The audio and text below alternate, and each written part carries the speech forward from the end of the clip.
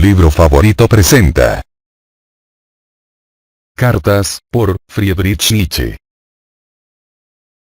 No te olvides de suscribirte para enterarte de los próximos audiolibros publicados. Cartas. Por Friedrich Nietzsche. 1868. 9 de noviembre, en Leipzig, a Erwin Rohde.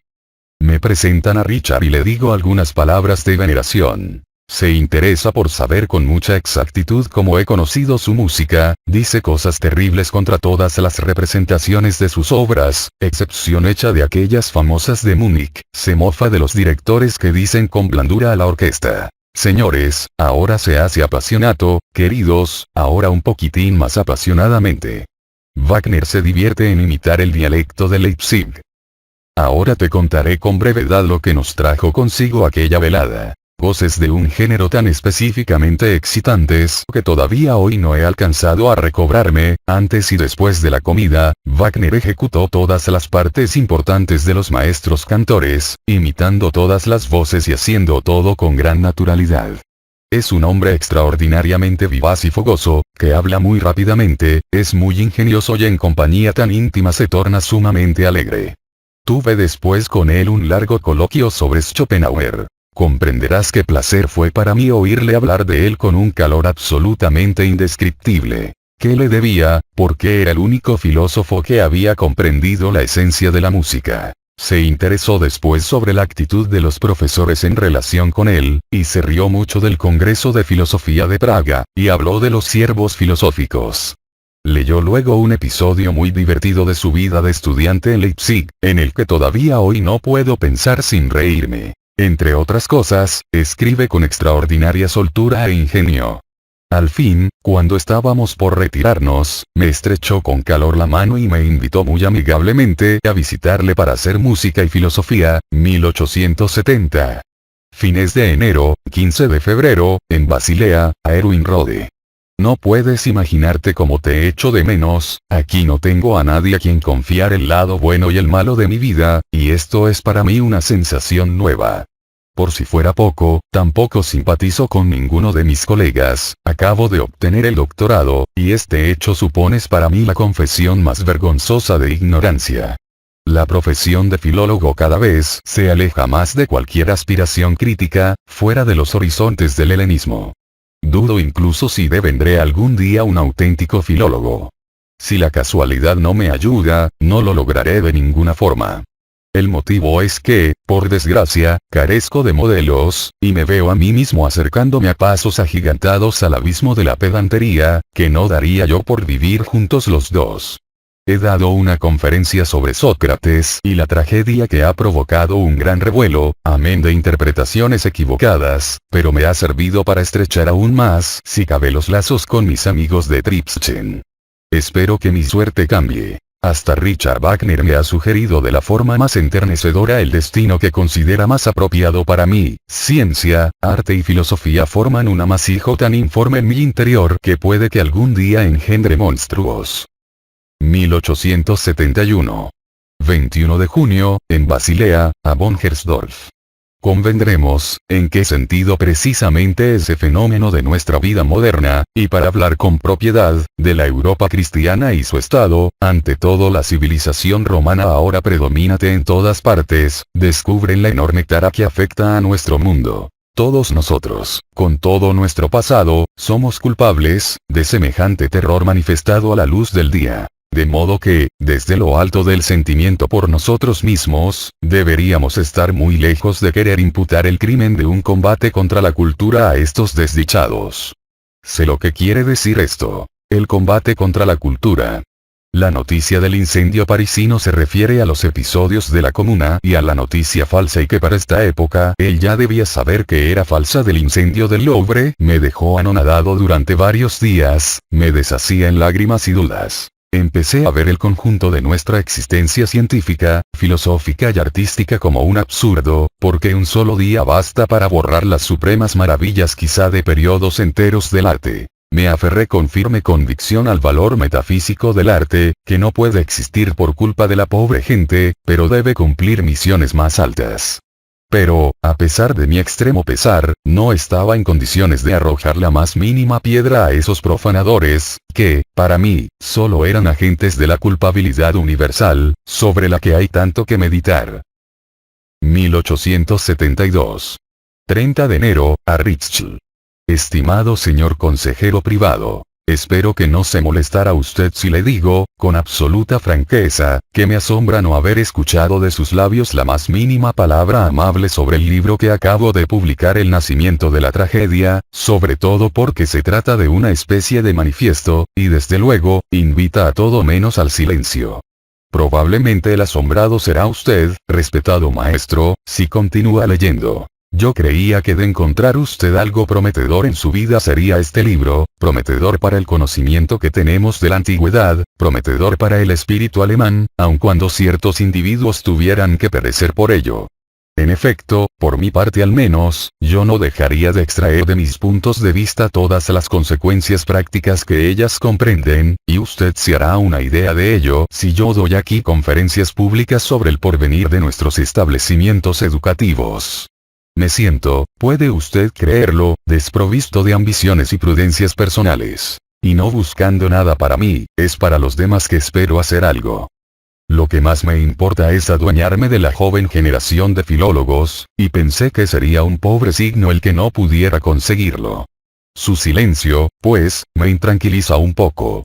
No es que haya dudado ni un solo instante de su simpatía por mí, de la cual fui de una vez por todas persuadido, pero precisamente por esa simpatía podría interpretar esto ahora como una especie de recelo personal para conmigo. Es para disipar lo que le escribo. 1873. 18 de abril, a Richard Wagner. Respetado maestro. Continuamente me asalta el recuerdo de los días de Bayreuth, y las numerosas enseñanzas y experiencias vividas en tan corto espacio de tiempo me abruman cada vez más. Comprendo perfectamente que no se mostrará muy satisfecho con mi estancia, pero esto ya no tiene remedio.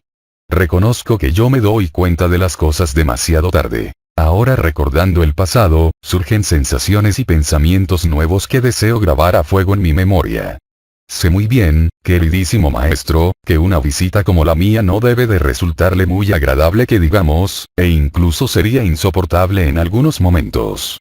Con frecuencia me decía a mí mismo que era libre e independiente, al menos en apariencia, pero en vano.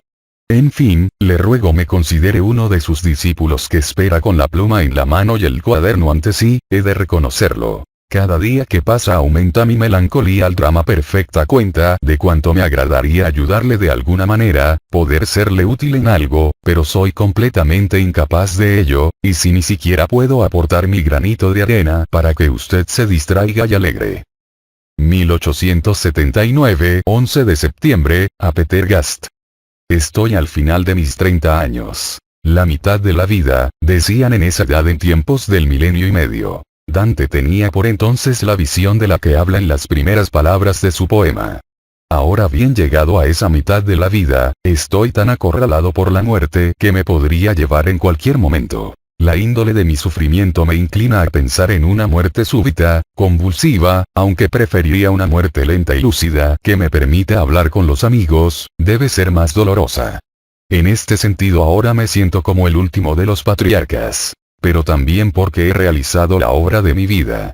Lo sé, derramé una gran gota de aceite que no podrá ser olvidada. En el fondo, ya hice la prueba de mi consideración a la vida. Muchos la harán todavía. Hasta este mismo instante mi ánimo no ha flaqueado bajo los sufrimientos persistentes, me parece que lo siento de manera más serena y condescendiente que durante toda mi vida anterior. ¿A quién tendría que atribuir esta acción que me ha fortificado y mejorado? No a mis contemporáneos porque, salvo algunos pocos, todos se mostraron escandalizados y no temieron hacérmelo sentir. Querido amigo, eché una ojeada a este último manuscrito solo para ver si hay rastros de sufrimiento y de opresión. No creo que los encuentre en mi suposición, es ya un signo de que esas consideraciones necesariamente entrañan fuerzas, y no impotencia y cansancio, que es lo que buscarán quienes me atacan. No iré a verlo, a pesar de la insistencia de Overbeck y de mi hermana. Es un estado en el que me parece más apropiado estar cerca de mi madre, del país natal y de los recuerdos de infancia. Pero no lo tome como una decisión definitiva e irrevocable. Es necesario que un enfermo pueda hacer y modificar sus planes de acuerdo con el tamaño variable de su esperanza. Acabo de terminar mi programa estival. 3 semanas a media altura, en los prados, 3 meses en Engadine, el tercero en las aguas de Saint Moritz, cuyo mejor efecto se debe sentir en el transcurso del invierno. Me sentó bien la ejecución del programa. No fue fácil. La renuncia a todas las cosas, falto de amigos y de cualquier contacto, sin poder leer libros. Todo arte estaba lejos de mí. Un cuartito con una cama, alimentación de asceta, que por otra parte es lo que necesitaba. Nada de empacho durante todo el verano. Esta renuncia sería absoluta si no continuara ligado a mis pensamientos, que debía ser por otra parte. Ciertamente lo más nocivo para mi cabeza, aún no sé cómo podría haberlo evitado. Es bastante, para este invierno el programa será relajarme, descansar de mis pensamientos, lo que no ha sucedido en años. 5 de octubre de 1879, a Peter Gast. No se imagino cómo he practicado hasta el final el programa de ausencia de pensamientos. Y tengo razón en serle fiel, porque detrás del pensamiento está el diablo de un furioso acceso de dolor. Tal fue el costo del manuscrito que le llegó desde Saint Moritz. Probablemente nadie lo hubiera querido escribir a ese precio, en el caso de que se pudiera evitar hacerlo. Ahora con frecuencia su lectura me produce horror, por los largos apartados y los malos recuerdos.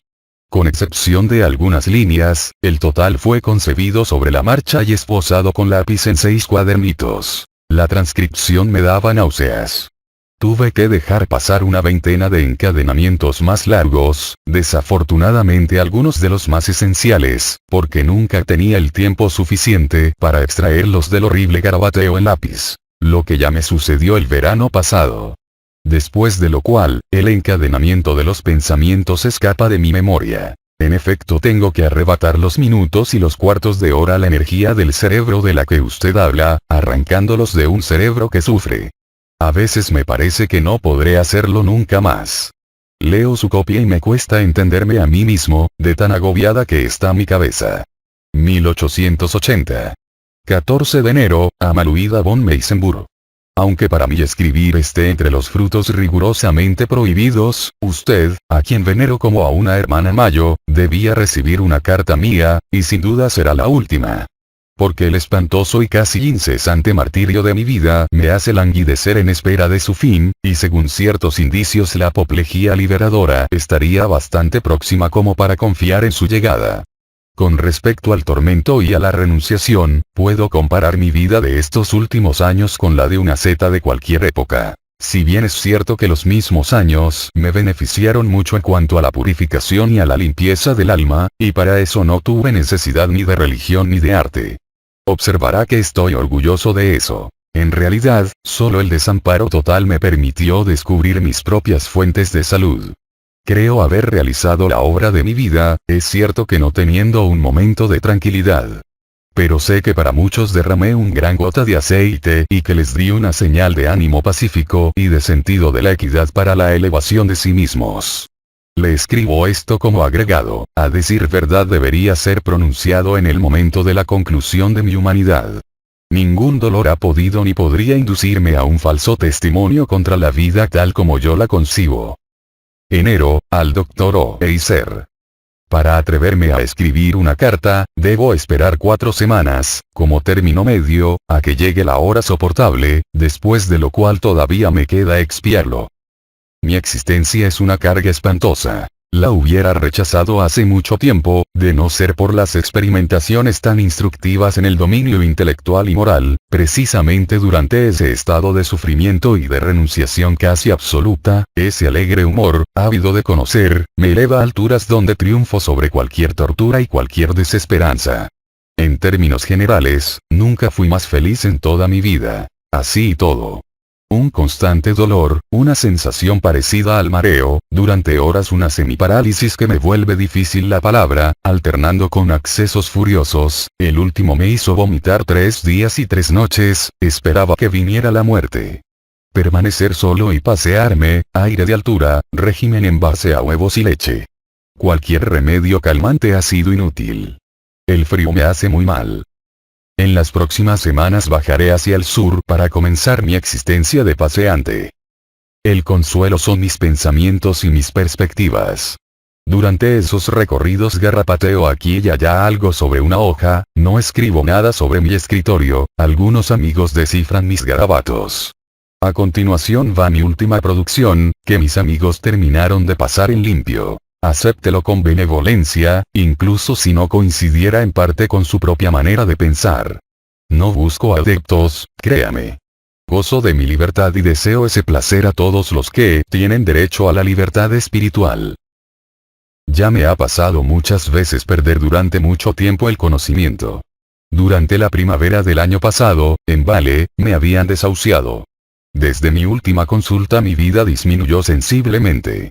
Noviembre, Génova, a Franz Overbeck. En el presente toda mi capacidad de inventiva y todos mis esfuerzos tienden a conseguir una soledad de buhardilla, donde las exigencias necesarias y las más simples de mi naturaleza, como me las han revelado tantos y tantos dolores, puedan encontrar su satisfacción legítima. Y quizá lo logre. El combate cotidiano contra mi dolor de cabeza y la ridícula diversidad de mis estados de angustia exigen tanta atención que corro el riesgo de volverme egoísta. Se trata de contrapesar impulsos muy generales, muy sublimes que me domina a tal punto que, sin poderosos contrapesos, tendría que volverme loco. Justamente acabo de salir a flote de un acceso de los más duros, y apenas me he sacudido una desolación de 2 días, cuando ya de nuevo mi locura se echa a correr tras cosas inconcebibles desde el primer despertar, e ignoro si para otros habitantes de Buhardillas la aurora alguna vez iluminó cosas más agradables y más deseables. 1881. Mediados de julio, Sils María, a su madre. Considerando la enorme actividad que debe realizar mi sistema nervioso, me asombra su sutileza y su resistencia maravillosa. Largos y pesados sufrimientos, una profesión inapropiada, ni siquiera una terapéutica equivocada han podido dañarlo en lo esencial. Por el contrario, el año pasado se afirmó y gracias a él pude producir uno de los libros más valientes, más elevados y más reflexivos que alguna vez hayan podido nacer de un cerebro y de un corazón humano. Incluso si hubiera puesto fin a mis días en Recoraro, hubiese muerto uno de los hombres más inflexibles y más circunspectos, y no un desesperado.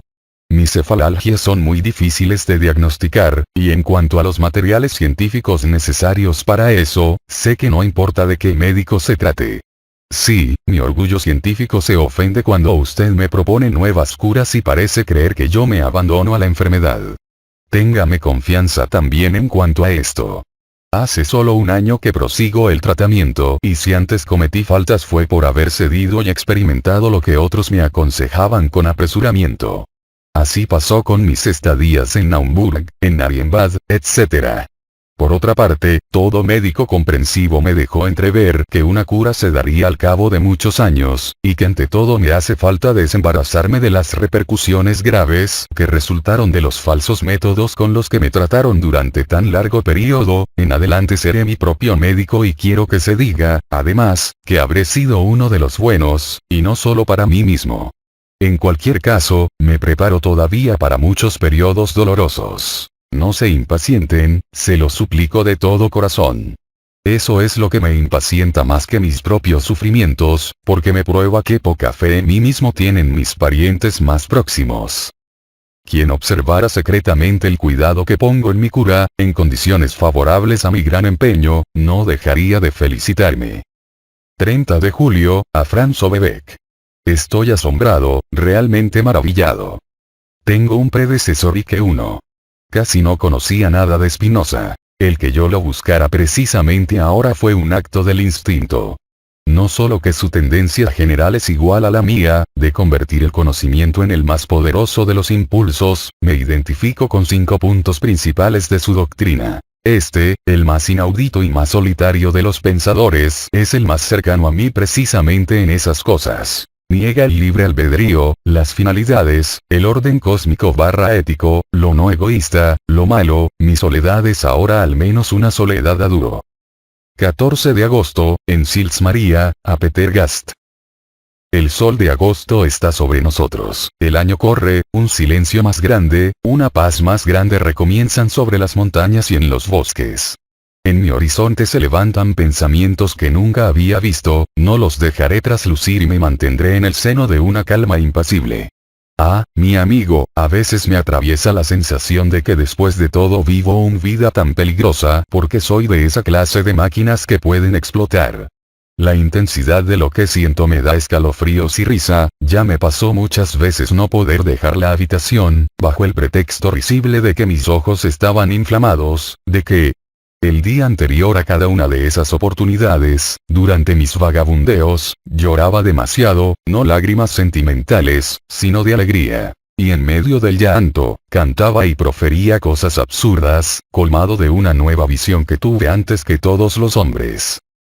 A fin de cuentas, si no pusiera tanta fuerza en mí mismo, si necesitara esperar la aprobación, el ánimo, el consuelo de afuera, ¿dónde estaría? ¿Quién sería?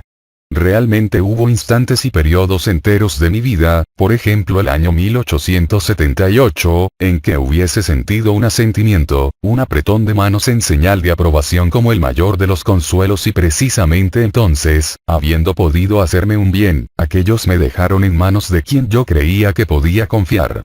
En adelante, yo no espero nada y solo experimento con tristeza cierto estupor cuando pienso en las cartas que ahora recibo, todo es ahí tan insignificante, nadie sintió nada por mí, nadie tiene la menor idea acerca de mí. Lo que se me dice es respetable y condescendiente, pero distante, distante, distante. Incluso nuestro querido Jacob Burckhardt me escribe cartitas opacas y pusilánimes. 1882. Poco antes de mediados de septiembre, en Leipzig, a Franz Overbeck. Desgraciadamente mi hermana se ha convertido en una amiga mortal de L.O. Su indignación moral ha durado todo el tiempo. Ahora pretende saber lo que significa mi filosofía. Ha escrito a mi madre que había visto mi filosofía entrar en la vida de Teutoburg y que está asustada, yo amo el mal, pero ella ama el bien. Si fuera católica entraría en un convento para expiar el daño que se producirá. Resumiendo, tengo a la virtud de Naumburg en contra. Se ha producido una verdadera ruptura entre nosotros. Y mi madre fue tan lejos al pronunciar cierta palabra que hice mi maleta y a la mañana siguiente, temprano, marché a Leipzig. Mi hermana, que no quería venir a Naumburg en tanto yo estuviera allí y que aún está en Teutoburg, hizo un comentario irónico sobre las cosas. Así empezó la caída de Zaratustra. De hecho es el inicio del comienzo. Esta carta es para ti y para tu querida esposa, no me tomen por un misántropo. De todo corazón. Tu F.N. Mediados de diciembre, a Loubon Salomé, borrador. En lo que concierne al amigo Re me pasó lo mismo siempre desde Génova, no puedo asistir al lento hundimiento de una naturaleza extraordinaria sin ponerme furioso esta falta de objetivos. Y por ello mismo este poco deseo por los medios, por el trabajo, esta carencia de aplicación e incluso de exactitud científica ese incesante despilfarro. Si al menos fuera un derroche por el placer de derrochar. Pero tiene todo el aspecto de la mala conciencia. Veo por todas partes los defectos de la educación, un hombre debe ser educado para ser soldado, en cualquier sentido. Y la mujer debe ser educada para ser la mujer del soldado, en cualquier sentido. 20 de diciembre, Aloya Re, borrador. No se inquieten demasiado por los arrebatos de mis delirios de grandeza o de mi vanidad herida. Y si por casualidad yo mismo alguna vez hubiera de quitarme la vida por dichos afectos, tampoco entonces habría demasiado por lo que llorar. ¿Qué les importa a ustedes? Quiero decir a usted y a Lou, mis fantasías. Consideren muy mucho entre ustedes que al fin y al cabo soy ya un medio inquilino de un manicomio, enfermo de la cabeza, a quien la soledad ha desconcertado completamente.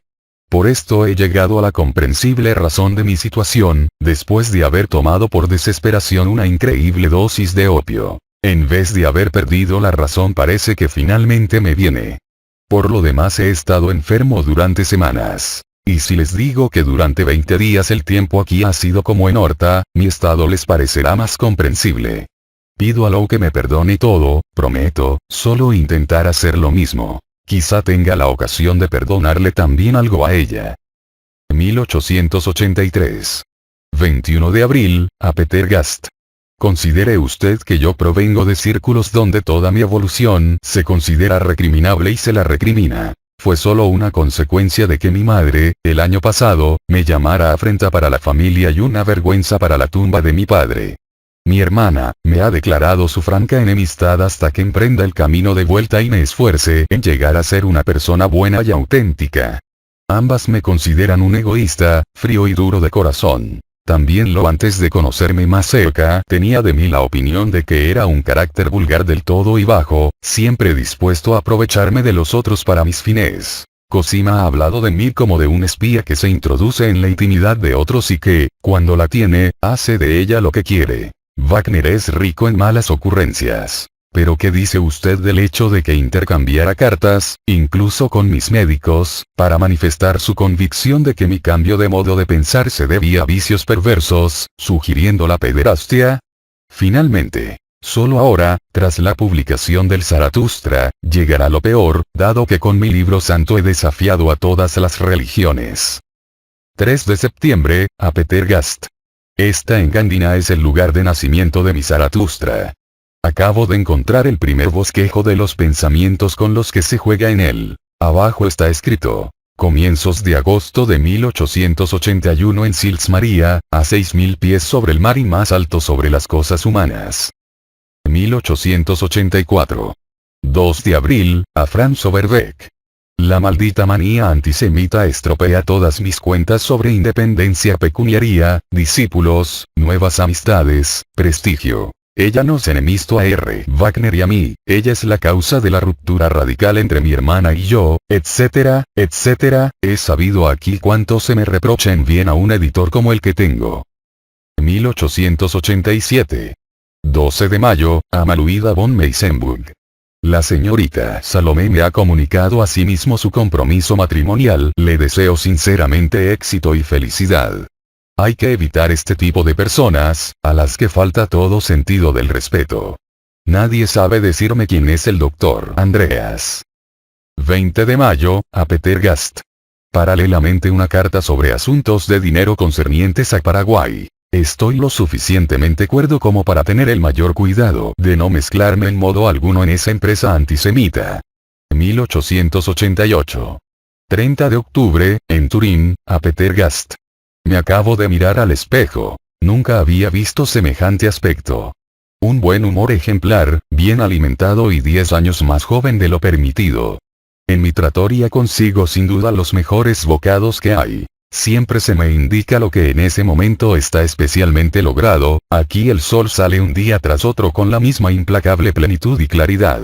La espléndida esbeltez del árbol incandente amarillo, el cielo y el gran río de un tierno azul, el aire de la mayor pureza. Un Claude Lorraine como había soñado verlo. En todos los aspectos encuentro esto digno de vivirse. Mi habitación, emplazamiento de primera en el centro, sol desde tempranas horas hasta la tarde, vistas al Palazzo Carignano, a la Piazza Carlo Alberto y, más allá a las verdes montañas. 25 francos al mes con servicio, incluida la limpieza de botas.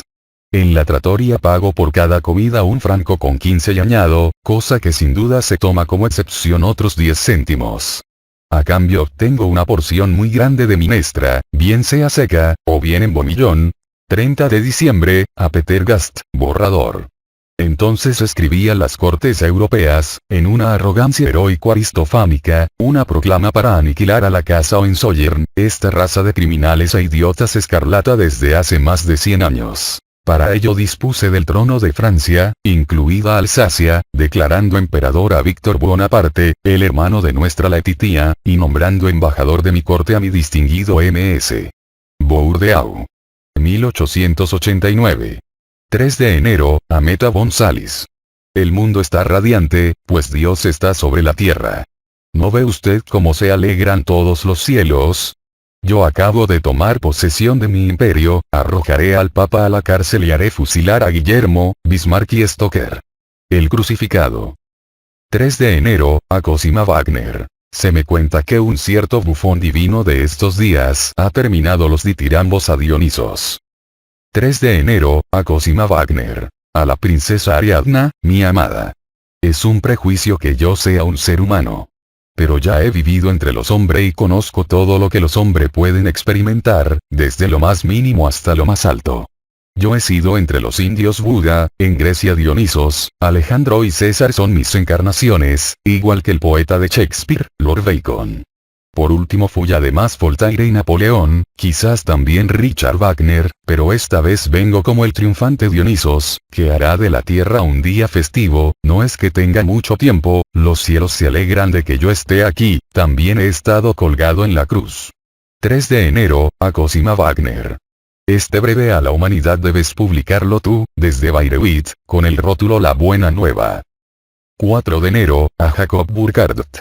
A mi venerable Jacob Burckhardt. Esta es la pequeña broma por la cual me perdono el aburrimiento de haber creado un mundo.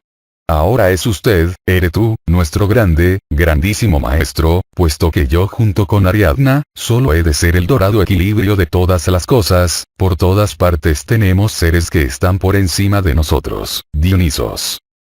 5 de enero, a Jacob Burckhardt. Querido señor catedrático. Al fin y al cabo preferiría ser catedrático en Basilea que Dios, pero no me he atrevido a llevar tan lejos mi egoísmo privado para desatender por su causa la creación del mundo.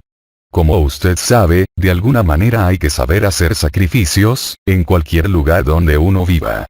Sin embargo reservé una pequeña habitación de estudiante, situada frente al Palazzo Carignano, en el que nací como Vittorio Emanuel, que además me permite oír sentado a la mesa la soberbia música ejecutada debajo, en la gallería subalpina. Pago 25 francos con el servicio incluido, me hago yo mismo el té y las compras, sufro por los zapatos agujereados, y a cada momento doy gracias al cielo por el mundo antiguo, con el que los hombres no han sido lo bastante simples, ni lo bastante silenciosos. Como estoy destinado a divertir a la próxima eternidad con malas farsas, tengo aquí un escritorio que, sinceramente, no deja nada que desear ni ofrece nada para agotar. El correo está solo a 5 pasos, ahí echo mis cartas en el buzón, para convertirme en el gran folletinista del gran mundo. Naturalmente, me encuentro en estrechas relaciones con el Figaro y, para que pueda hacerse la idea de que mi manera de ser no podría ser más inofensiva, escuche mis 2 primeras farsas. No tome con demasiada gravedad el caso Prado. Soy Prado, soy el padre de Prado, me atrevo a decir que también soy Lesseps. Quería dar a los parisinos, que amo, una noción nueva, la de un criminal honesto. Soy Chamblige, otro criminal honesto. Segunda farsa. Saludo a los inmortales. El señor Daudet está entre los 40. Haz tú. Lo que me desagrada y resulta incómodo para mi modestia es que, en el fondo, cada nombre de la historia soy yo. Incluso con los hijos que traje al mundo, la situación es tal que me pregunto con cierta desconfianza si todos los que entran en el reino de Dios no vienen también de Dios. Este invierno, vestido de la forma más miserable, asistí 2 veces seguidas a mi propio entierro. La primera vez como el conde Rovilant, no, este es mi hijo, yo soy Carlos Alberto, infiel a mi naturaleza, pero yo mismo era Antonelli. Querido catedrático, debiera ver este edificio. Como no tengo ninguna experiencia en las cosas que he creado, le corresponde a usted ejercer cualquier tipo de crítica, le estaría agradecido, sin que pueda prometer sacar de ella algún provecho. Nosotros los artistas no podemos ser instruidos.